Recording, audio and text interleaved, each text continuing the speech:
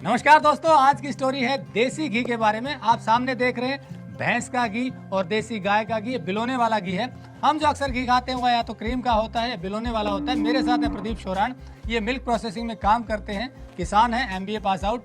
ये आज आपको साइंटिफिकली बताएंगे कि क्रीम वाला घी कैसा होता है हमारी सेहत के लिए, बिलोने वाले में क्या फ़र्क होता है, देसी गाय और भैंस वाले में क्या फ़र्क होता है। पूरी जानकारी ज़रूर लीजिए, क्योंकि आपको घी के बारे में ऐसी जानकारी शायद ही मिली हो जो बड़े काम की है। तो चलिए शुरू करते हैं। टेक्निकल फार्मिंग चैनल को सब्सक्राइब करें और बेल आइकन भी दबाएं ताकि आगे आने वाले वीडियो की नोटिफिकेशन आपको मिलती रहे।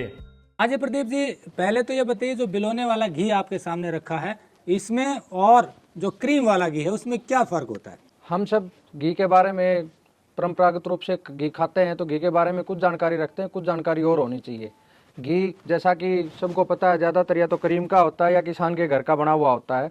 तो परंपरागत बिलोना विधि से जो घी बनता है उसमें DHA डिकोसा हेक्सोनिक एसिड ज़्यादा होता है, 17 से 18%। उसमें 3-3.5% होता है जो मशीन से क्रीम से बनता है। इसमें ओमेगा होता है, अनसैचुरेटेड फैटी एसिड वो भी ज़्यादा होते हैं।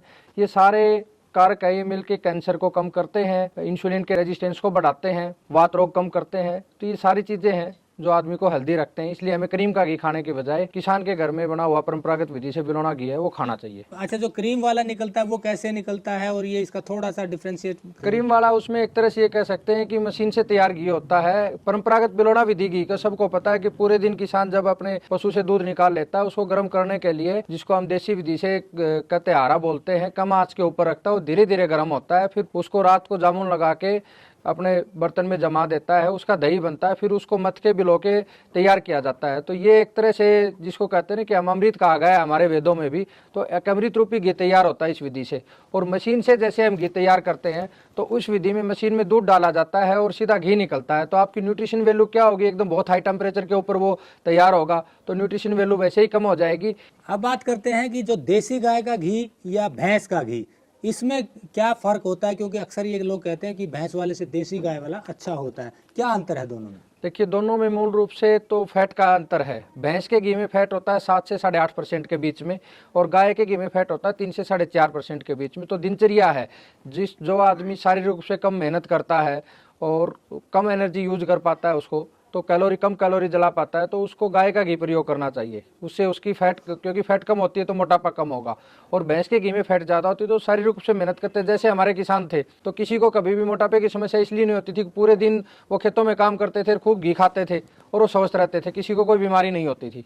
तो दूसरा, विटामिन ए ज़्यादा होता है, जिसकी वजह से आप लोग देख रहे हैं कि रंग भी पीला होता है, और ओमेगा 9 होता है। ये मेन गाय और भैंस के घी में ये कंटेंट है। मेन जो डिफरेंस है वो फैट का ही है। फैट का है, लेकिन कहते हैं कि भाई हार्ट के लिए नुकसानदायक है, भैंस वाला घी वाला अच्छा है। ये कोई, इसमें भी कोई साइंटिफिक डिफरेंस है? देखिए, ये भ्रांति ज़्यादा है। तो विभिन्न, चाहे NDRI की, चाहे बाकी जो रिसर्च इंस्टीट्यूट्स हैं, उनकी स्टडी से ये निकल के आया है कि सारा रिफाइंड ऑयल, उनसे ज़्यादा हार्ट की बीमारियों का खतरा बढ़ता है बजाय गाय और भैंस के घी खाने से। तो ये सिर्फ एक भ्रांति ज़्यादा है। फैट का डिफरेंस जैसा हमने बताया बार बार, ये एक मेन बात है कि दोनों का ये डिफरेंस है। इसके अलावा देसी परंपरागत बिलोना विधि से तैयार घी खाते हैं, जिसकी न्यूट्रिशन वैल्यू भी ज़्यादा है, वो उल्टा कोलेस्ट्रॉल को कम करता है। जैसे ही अपना गाँव का किसान है, उसके आजीविका सदियों से चली आ रही है कि खेती बाड़ी पशुपालन एक दूसरे से जुड़े हुए हैं, तो उसको एक बर्बाद करने की साजिश ज़्यादा है कि घी खाने से कोलेस्ट्रॉल बढ़ेगा। तो उस ऑयल की मार्केट तैयार कर दी है। और अब धीरे धीरे आप देख रहे हो, सारी स्टडी बदल रही है, वो कह रहे हैं कि धीरे धीरे कहने लगे हैं कि भाई घी से हार्ट अटैक का कोई डायरेक्ट संबंध नहीं है, बल्कि रिफाइंड ऑयल से बढ़ जाता है। तो अब ये सारे इंस्टीट्यूट धीरे धीरे इनकी सबकी भाषाएं बदलने लगी हैं। और मैं तो इसको बहुत सकारात्मक मानता हूँ कि चलो अब सही, किसान का कुछ तो भला होगा, लोग किसान से जुड़ेंगे, किसान से खरीदेंगे। और आपके चैनल के माध्यम से मैं तो यही कहता हूँ कि किसान से जुड़े, डायरेक्ट किसान से खरीदें।